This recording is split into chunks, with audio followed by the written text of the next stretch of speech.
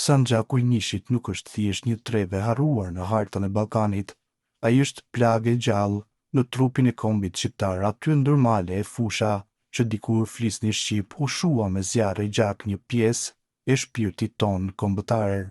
Në fund të shekullit të 19, pas Kongresit të Berlinit, 1878, kur fuqitë e mëdha vendosu kufit pas interesave të tyre, rreth 700 fshatra shqiptare të Sanxhakut të Nishit, Toplicës, Pustarekës e Leskovcit u dogjën u boshatisën dhe u përmbytën në gjak.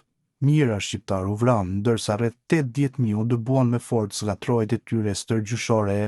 Një eksod që u drejtua drejt Kosovës, ku u njohën si muhaxhirët e Sanxhakut të Nishit. Në ato ditë të zeza, qytetet e Nishit, Prokuples, Kushmelis, Leskovcit e Vranjës, që kishin qenë pjesë e pandarë e hapësirës shqiptare, u shndërruan në vendet të krimit shtetëror serb.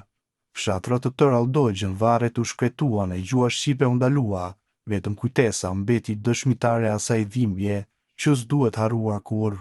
Por edhe pse u dëbuan nga shtëpit, shqiptarët e Sanxhakut të Nishit nuk u gjunjëzuan kurrë. Ata mbajnë me vete zakonet, gjuhën dhe krenarin, në çdo këngë, në çdo tregim të bartur brez pas brezi, jeton ende kujtimi i Toplicës shqiptare që dikur ishte pjesë e zemrës së Ilirisë së lashtë. Sanxhaku i Nishit është simboli i padrejtësisë historike, por edhe dëshmie që ndresës së gjakut ton, në çdo gurë të asaj toke të përflakur, të rishkruar. Këtu ka qenë Shqipëri.